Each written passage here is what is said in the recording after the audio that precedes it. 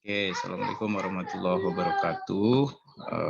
Pada kesempatan kali ini saya akan coba jelaskan tentang desain-desain penelitian kuantitatif ya. Jadi pertemuan minggu lalu teman-teman mahasiswa sudah membuat mengkaji, kemudian dibuat dalam bentuk PowerPoint ya, PPT tentang jenis-jenis penelitian kuantitatif. Nah, yang pertama adalah penelitian eksperimen. Jadi ada 3 jenis penelitian kuantitatif yang akan kita bahas. Yang pertama penelitian eksperimen, kemudian yang kedua adalah penelitian korelasi, lalu yang terakhir adalah penelitian survei.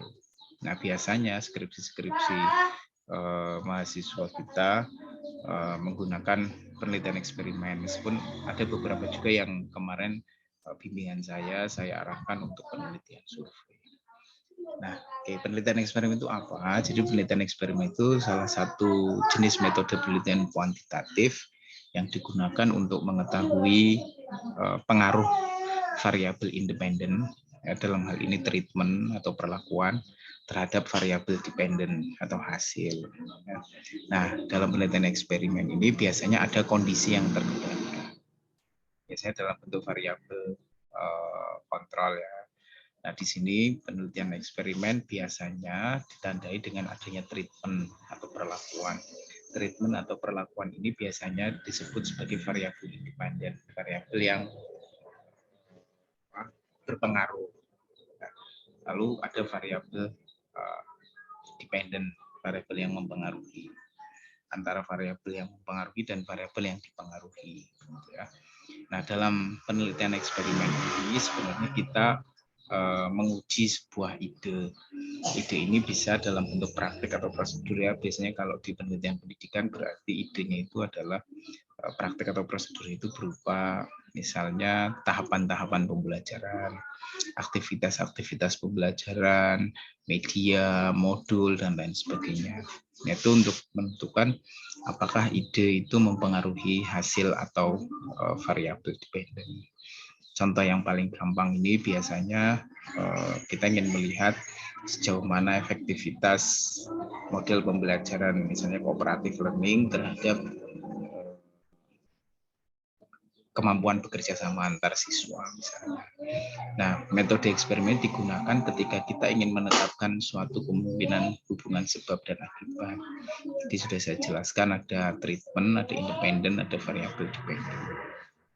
Nah, di sini di dalam penelitian eksperimen sendiri kita berupaya untuk mencoba mengontrol semua variabel yang mempengaruhi hasil kecuali variabel independen.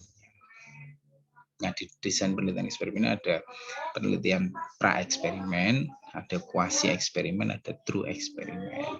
Nah, yang pertama yang pra-eksperimen ini sebenarnya tidak dianjurkan untuk dilakukan. Ya. Penelitian pra-eksperimen ini penelitian satu kelas ya, tidak ada kelas kontrol, jadi tidak ada pengontrol, sehingga kita tidak bisa mengetahui dengan pasti apakah variabel treatment yang diberikan itu benar-benar merupakan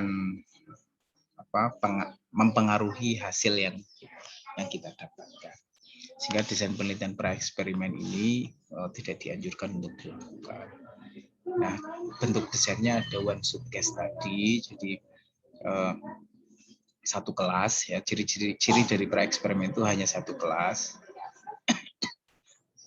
Kelas, misalnya yang one shot case tadi ini kelas diberi perlakuan, lalu di akhir diberikan post test ya, tanpa ada pre-test, itu one shot case tadi. Lalu ada one group pre and post test design, tetap satu kelas diberi perlakuan, tapi sebelum dan sesudahnya ada tes, ada pre-test dan post test. Meskipun demikian kelemahannya ya satu, tidak ada kelompok kontrol sehingga hasil penelitian yang kita lakukan itu bias. Kenapa bias? Karena kita tidak tahu apakah dengan tidak adanya kelas kontrol itu kita tidak tahu apakah hasil yang didapatkan itu memang benar-benar sebagai akibat dari perlakuan yang kita berikan. Nah, berikutnya ada desain penelitian kuasi eksperimen. Nah, kalau kuasi eksperimen ini sudah menggunakan 2 kelas, ya, ada kelas kontrolnya juga. Di sini ada sudah menggunakan kelas kontrol. Cuman bedanya di kuasi eksperimen ini tidak ada randomisasi. Randomisasi itu maksudnya sampelnya itu tidak kita acak, ya. Kita tinggal ambil saja kelasnya mana yang akan digunakan sebagai kelas eksperimen dan kelas kontrol. Nah, bedanya yang ketiga adalah desain eksperimen murni ini ada randomisasi. Jadi ada kelas kontrol di sini dan di random, ya, kita benar-benar melakukan eksperimen. Kemudian ini contoh desainnya untuk yang true eksperimen atau eksperimen yang sungguhan, itu ada pre and post test, ya, pre and post test. Ini desain yang pertama, ya, ada pre and post test, ada kelas kontrol, ada kelas eksperimen. Sebelumnya kita random dulu sampelnya, lalu kita berikan pretest, ya kan, lalu treatment. Yang kelas eksperimen berarti kontrol treatment di kelas eksperimen, yang kontrol berarti yang biasa kita lakukan dalam proses pembelajaran. Lalu diberikan post test. Bedanya kalau yang true eksperimen ada randomnya, ya, ini random. Lalu desain yang kedua itu post test only design. Jadi kita tidak memberikan pretest, ya, hanya diberikan post test saja. Desainnya sama, bedanya tadi kalau yang pre and post test desain itu ada pretestnya, kalau yang post test only desain itu tidak ada pretestnya. Hanya di kelas kontrol dan kelas eksperimen setelah dilakukan treatment kita berikan post test. Lalu untuk yang kuasi eksperimen kita memilih kelompok kontrol dan kelompok eksperimen tanpa melakukan randomisasi, ya. Jadi ada populasi, kita pilih saja sampelnya berapa, biasanya dengan menggunakan kaidah purposive sampling, pengambilan sampel dengan tujuan-tujuan tertentu. Nah, sama, ya, yang membedakan tadi ada random assignment kalau di true eksperimen, kalau di kuasi eksperimen tidak ada random assignment. Ada 2 desain, pre and post test dan post test only design. Yang pre and post itu ada pemberian pretest dan post test. Kalau yang post test only design itu hanya diberikan post testnya saja. Nah, ini desainnya, ya, yang membedakan antara true dan kuasi. Kalau true eksperimen itu menggunakan random, ya, kuasi eksperimen itu tanpa di random. Berapa jumlah grupnya, bisa 2, bisa lebih dari 2 tergantung kebutuhan. Jadi yang namanya eksperimen itu tidak hanya ada kelompok kontrol 1, kelompok eksperimen 1 itu tidak. Bisa kelompok kontrolnya 2, kelompok kontrolnya 3, kelompok eksperimennya 2 juga boleh. Ya. Intervensinya bisa 1, bisa lebih, ya, jumlah perlakuannya. Lalu ada pretest, ada post test, seperti itu. Nah, setelah penelitian eksperimen tadi, berikutnya ada dalam penelitian kuantitatif ada penelitian korelasi. Ya, penelitian korelasi itu dia membandingkan dan menentukan hubungan yang terjalin antara 2 variabel atau lebih. Intinya itu. Jadi tujuannya sebenarnya kita ingin memprediksi skor dari hubungan antar 2 variabel atau lebih dan menjelaskan sebenarnya hubungannya itu seperti apa antar variabel tersebut. Nah, hubungan antar variabel dalam penelitian korelasi itu kemungkinannya ada 3. Yang pertama, dia berhubungan positif, negatif, dan tidak ada hubungan. Kalau berhubungan positif itu artinya ketika variabelnya itu saling mempengaruhi, ya, sejalan. Artinya gini, misal motivasi dengan hasil belajar. Ketika siswa bisa termotivasi, maka hasil belajarnya akan naik. Ya, penelitiannya berkorelasi positif antara motivasi dengan hasil belajar. Kalau yang berkorelasi negatif itu kebalikannya, yang variabel X-nya tinggi, variabel Y-nya rendah. Jadi hubungannya saling berkebalikan. Kalau tidak ada korelasi, artinya tidak ada pengaruh sebenarnya antara 2 variabel tersebut tidak saling berhubungan. Nah, di penelitian korelasi itu ada jenis explanatory design dan ada prediction design. Kalau yang explanatory design itu jenis penelitian korelasi yang menjelaskan perubahan suatu variabel mempengaruhi variabel yang lain. Ya, kalau yang prediksi itu ya dia penelitian korelasi yang mengidentifikasi variabel yang akan memprediksi suatu hasil penelitian. Biasanya kalau yang prediction itu dia mampu memprediksi menggunakan analisis regresi. Kalau variabel X-nya sekian, maka kemungkinan variabel dependennya dia akan mencapai sekian. Kalau yang explanatory itu terjadi perubahan, maka akan mempengaruhi perubahan variabel yang lain.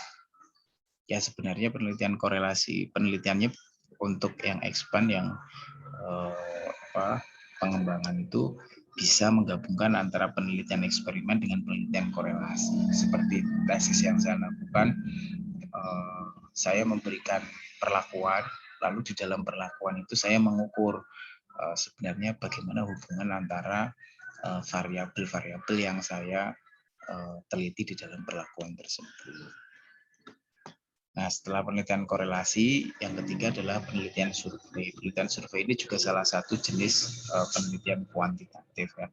Jadi di desain penelitian survei ini merupakan sebuah prosedur penelitian kuantitatif di mana peneliti itu melakukan survei ke sampel atau ke populasi. Jadi bisa ke sampel, bisa ke seluruh populasi. Ya, tujuannya untuk apa? Untuk menggambarkan sikap, pendapat, perilaku, atau karakteristik dari populasi tersebut. Nah, biasanya di penelitian survei ini digunakan kuesioner atau wawancara, lalu datanya digambarkan, dianalisis untuk menggambarkan tren atau tanggapan dari pertanyaan yang diajukan. Ya, biasanya survei ini yaitu tadi ditandai dengan menggunakan kuesioner atau wawancara. Nah, jenis penelitian survei itu ada cross-sectional survey design, ada longitudinal survey design. Kalau yang cross-sectional survey design ini jenis penelitian survei yang dilakukan pada waktu tertentu.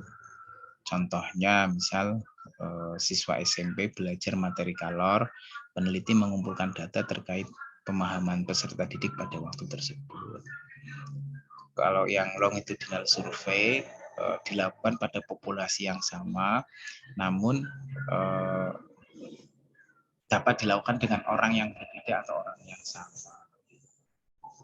Ya, misal penelitian ini dilakukan untuk mengetahui pekerjaan alumni sekolah baik 1, 2, atau 5 tahun mendatang.